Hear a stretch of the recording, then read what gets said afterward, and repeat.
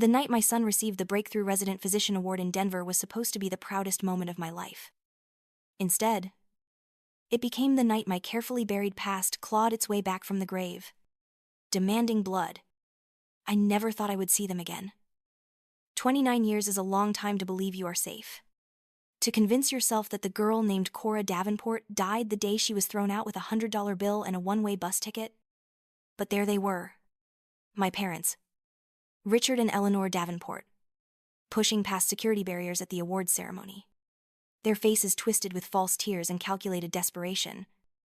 My name is Myrna Vance now. And this is the story of how I buried Cora Davenport twice. The ballroom at the Hyatt Regency Denver was filled with the city's medical elite that evening. Crystal chandeliers cast warm light over tables draped in white linen. I sat in the third row, watching my son Liam accept his award with quiet confidence.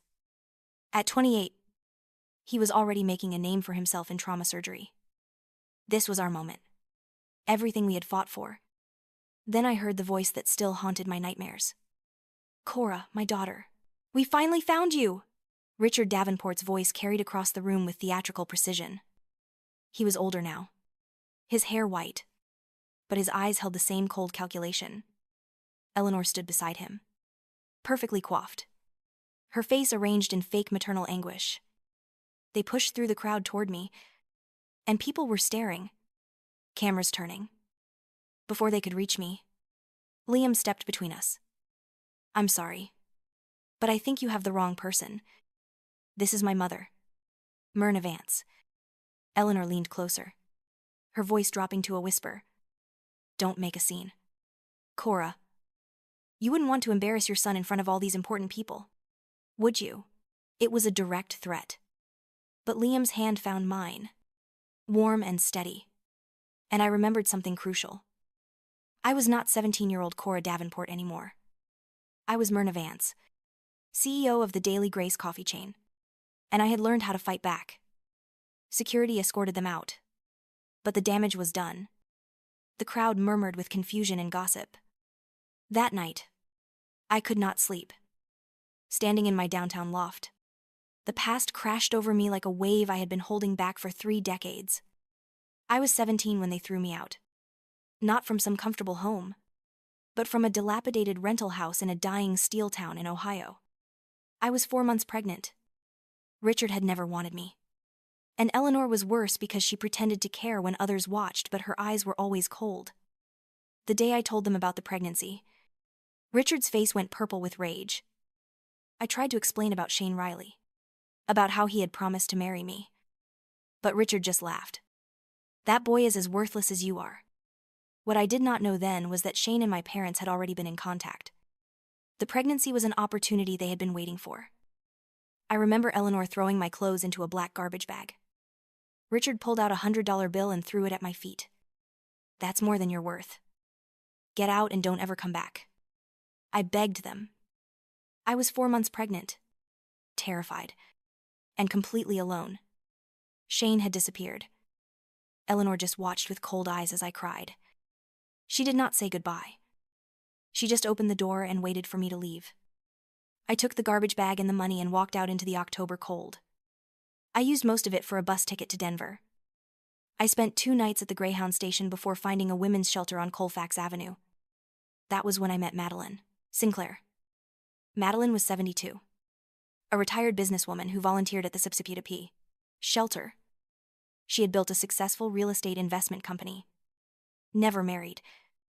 Never had children. She was sorting donated clothes when she saw me. This pregnant teenager with everything in a garbage bag. What's your name? Dear, she asked. Cora, I said. Then, desperate and hopeful, but I'd like to change it. Start over. She smiled. Then we'll find you a new name for your new life. We settled on Myrna, her mother's name. But Madeline did not just help me find a name. She saved my life. She hired me for her office. Insisted I take business classes. When Liam was born, she was in the delivery room holding my hand. When Liam was 6 months old, Madeline sat me down with her lawyer, Arthur Croft. I want to adopt you. Both of you. Make it legal so those people in Ohio can never have a claim on you or Liam ever again. Arthur handled everything. Cora Davenport legally ceased to exist. In her place were Myrna Sinclair and Liam Sinclair, both legally adopted. Over 20 years, Madeline taught me everything about business. When she invested in a failing coffee shop, she made me her partner. Together we built the Daily Grace, a chain that now had 12 locations, known for hiring single mothers and providing childcare. Madeline died 3 years ago at 94, with Liam and me beside her. She left me everything. The Madeline Sinclair Foundation, which I established in her memory, provided scholarships for young single mothers. Standing in my loft remembering all this, I felt rage building. How dare they come back now and try to claim any connection to the life I had built, to the man Liam had become. The next morning, Arthur Croft called. "Myrna, we need to talk. Now."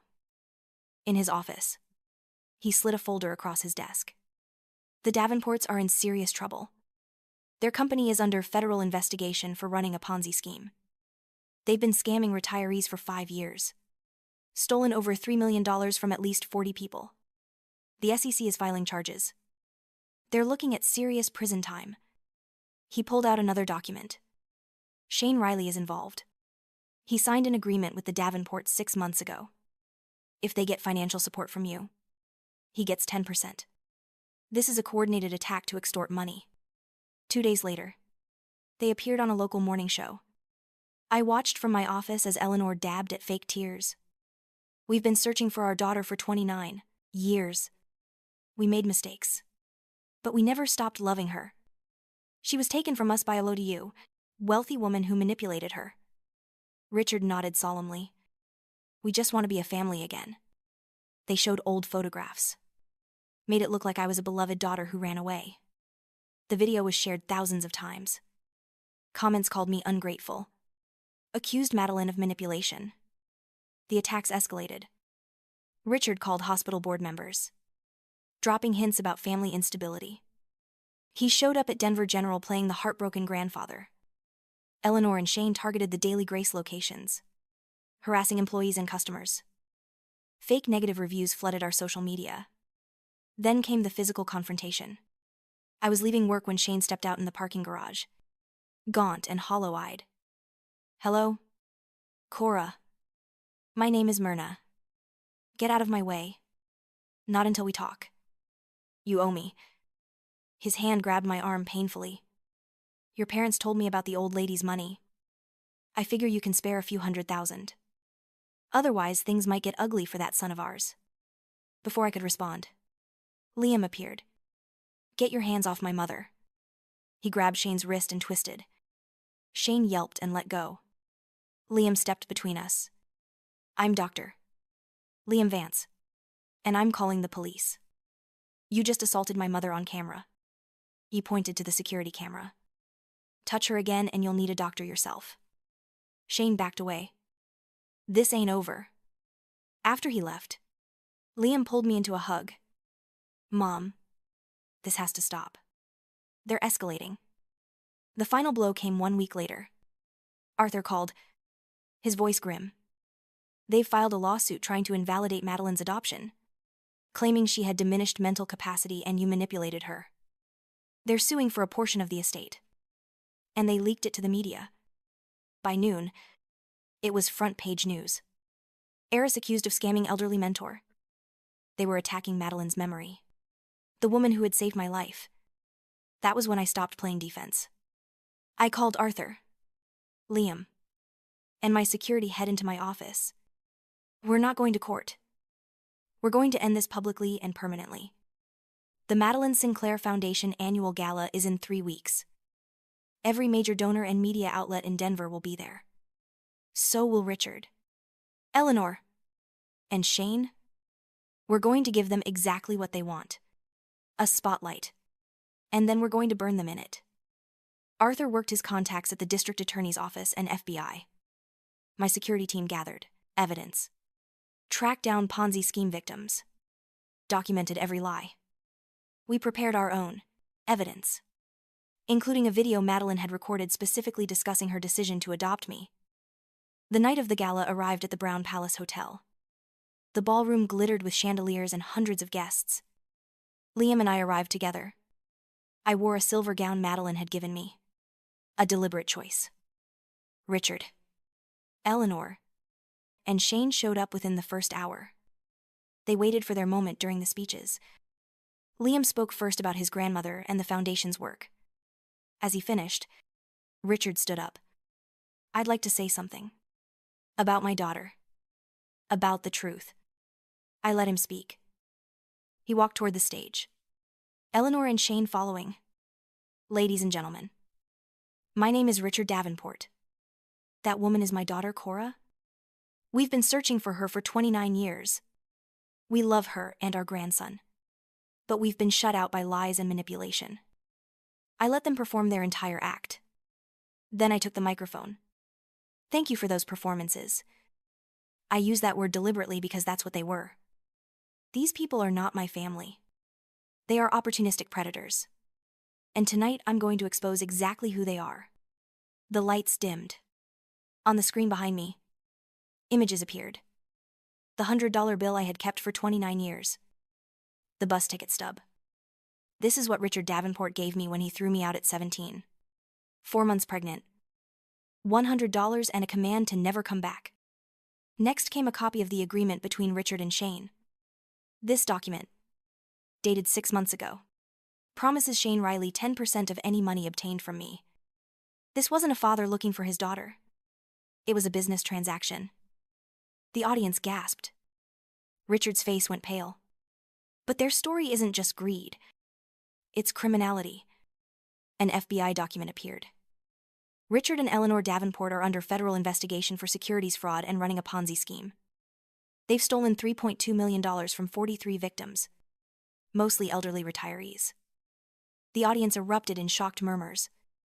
Perhaps we should ask someone who knows firsthand. My security head wheeled an elderly woman onto the stage. "This is Mrs. Dorothy Gable. Would you please tell everyone how you know the Davenports?" "Mrs." Gable's voice shook but was strong. "They stole my retirement savings. Every penny. $360,000 from 40 years of work as a nurse. I can't afford my medications now. They destroyed my life." The audience was silent. Eleanor tried to back away, but security guards had positioned themselves at exits. "Mrs. Probel, Gable is not alone. We have documentation from 17 other victims." Arthur appeared at the entrance with 2 federal agents holding up credentials. "Richard and Eleanor Davenport, you're under arrest for securities fraud, conspiracy to commit wire fraud, and money laundering." The ballroom erupted. Cameras flashed as agents placed handcuffs on Richard and Eleanor. Their carefully constructed facade crumbled as Eleanor screamed about false accusations. Shane tried to slip out, but police were waiting. "Shane Riley, you're being arrested for extortion and assault." Within 5 minutes, all 3 were gone, removed by law enforcement while hundreds watched in stunned silence. I took the microphone again. "I apologize for turning this celebration into a criminal proceeding. But the truth needed to be exposed. For 29 years, I believed I had left my past behind. These people tried to destroy everything Madeline Sinclair built. Everything she gave me. I could not let that happen." The audience gave a standing ovation. "Tonight, I'm announcing the creation of the Justice for Victims Fund within the foundation. It will provide financial assistance to people victimized by fraud. People like Mrs. Gable. The Daily Grace will donate all profits from the next quarter as the founding contribution." The applause was deafening. Liam wrapped his arms around me. After the gala, Liam and I stood on the balcony looking out over Denver. "Are you okay, Mom?" I thought about the question. "Yeah. I'm okay. More than okay. No regrets? About tonight? No. But I regret that you had to learn about where I came from. About Shane." Liam shook his head. "Mom, I've always known I had a biological father somewhere. I've never cared because I had you and Grandma Madeline. Those people tonight are just DNA. They're nothing to me." You're a better person than I am. No. I'm exactly the person you and Grandma raised me to be. You taught me family isn't about blood. It's about love, loyalty, and showing up. After a moment, Liam asked, "So what happens now?" Now they face prosecution. Arthur says 10 to 15 years minimum.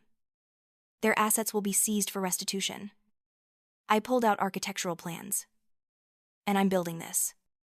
Remember that empty lot on Colfax near the old shelter? The one you've been trying to buy? The deal closed yesterday. I'm building Sinclair House, a residential and training facility for young single mothers. A place where they can live safely, learn skills, get childcare, finish their education. Everything I wish had existed when I was 17. Liam studied the plans. This is amazing. She'd be proud of you. I hope so. You know what's weird? I spent so many years trying to forget Cora Davenport. But tonight I realize she's part of me. She's the part that survived, that refused to give up. I don't have to be ashamed of her anymore. 6 months later, Liam and I stood on the construction site of Sinclair House. The framing was going up quickly. Workers moved across the site, building something that would last. The contractor says we'll be ready by next spring. I told Liam, "We already have a waiting list of 42 women. Have you heard about the trial?" Richard and Eleanor took plea deals. 15 years for Richard. 12 for Eleanor. Shane got 5 years. Do you feel vindicated? I feel like justice was served. Not for me, but for Mrs. Gable and the others. The restitution fund is recovering some of the stolen money. We walked around the site. 3 stories, with apartments on upper floors and communal spaces, classrooms, and childcare below. A courtyard in the center with a garden for children. I've been thinking about starting a program where residents can volunteer at community health clinics, Liam said. Sinclair House would be perfect. We could offer free medical care to residents and their children. My throat tightened. Liam, that's wonderful. I learned from the best. Grandma always said the purpose of success is to lift other people up. The grand opening happened on a Saturday in May. The weather was perfect. I stood at the entrance greeting people. The building was beautiful. Apartments small but comfortable. Communal spaces bright and welcoming. The childcare center full of toys and books. During the ribbon cutting, I invited Mrs. Gable to stand with me. She had become a friend and fierce advocate for fraud victims. This place represents what happens when good people refuse to let bad people win, Mrs. Gable said into the microphone. Myrna could have paid those criminals to go away and protected her comfortable life. Instead, she fought back and turned their attack into something beautiful that will help people for generations. That's the definition of grace under fire. After the ceremony, I walked through with the first residents. They were young, mostly 18 to 25, with that same look I remembered from my own face. Scared but hopeful. Wounded but determined. One girl, 19 and 7 months pregnant, grabbed my hand. Thank you. I didn't have anywhere else to go. My family kicked me out. This place is like a miracle. I squeezed her hand. You're going to be okay. You're going to build an amazing life. I know it doesn't feel like it, but you're stronger than you think. How do you know? Because I was you. 29 years ago. I was exactly where you are. Scared. Pregnant. Homeless. And look at me now. If I can do it, so can you. You're not alone anymore. That night, Liam and I sat in the courtyard garden. The landscapers had planted flowers and small trees. A fountain in the center had a bronze plaque reading, "In memory of Madeline Sinclair," who taught us that family is built on love, not blood. Do you think she'd be proud? I asked. I think she'd be incredibly proud.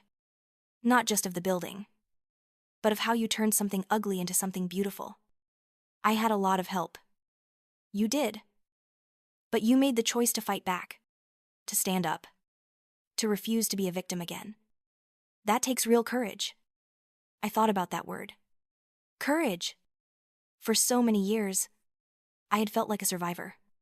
Someone who had simply managed not to drown. But maybe survival was its own kind of courage. Maybe getting up every day and choosing to keep going. To keep building. To keep believing in something better. Maybe that was the bravest thing of all. "Can I tell you something I've never told anyone?" I said. For years. I had nightmares about them finding me, taking everything away. I'd wake up convinced it was all temporary. That someone would realize I didn't deserve this life. And now I realize they never had any power except what I gave them. They couldn't take anything because everything I have, I built myself. With Madeline's help. But I did the work. I made the choices. They didn't give me this life. I earned it. Liam was quiet. Then said, "I'm glad they came back." I looked at him in surprise. "Really?" "Yeah." Because it gave you a chance to face them from a position of strength. To see you're not that scared 17-year-old anymore. You beat them completely. And in the process, you helped a lot of other people. That's pretty amazing. I leaned my head on his shoulder. "When did you get so wise?" "I learned from the best." We sat watching the stars come out over Denver. Over the city that had given me a second chance. Over the building that would give 40 other women their own second chances. Their plans had failed spectacularly. And their attempt to destroy me had become the catalyst for something good. I thought about Cora Davenport. That frightened teenager on a bus with nothing but a garbage bag and $100. If I could go back and talk to her, I would tell her everything was going to be okay. Better than okay. That she was going to meet a woman who would change her life. Have a son who would become a hero. Build something meaningful and lasting. I would tell her the people who hurt her would face justice. And she would deliver it. That she was stronger than she knew. Braver than she felt. And worthy of every good thing coming her way. But mostly, I would tell her to hold on. Just hold on. Because it gets better. It gets so much better. My name is Myrna Vance. And this is my story. A story about betrayal and redemption. About cruelty and kindness. About losing everything and building it back better. About learning that family is not defined by blood, but by love and loyalty and showing up when it matters. About a scared teenager named Cora who became a strong woman named Myrna. Who learned that the best revenge is not destruction, but creation. Not tearing down, but building up. Not becoming like the people who hurt you, but becoming everything they could never be. And about understanding that your past does not define your future unless you let it. That you can take the worst moments of your life and transform them into the foundation for something beautiful. That grace and strength are not opposites, but partners. Sinclair House stands now as testament to all of that. Every woman who walks through those doors. Every child who grows up there. Every life that gets changed for the better. They're all part of Madeline's legacy. They're all part of my story. They're all proof that love is stronger than blood. That kindness is more powerful than cruelty. And that the girl who was once thrown away like trash can become the woman who builds shelters for others. The stars wheeled overhead. Constant and eternal.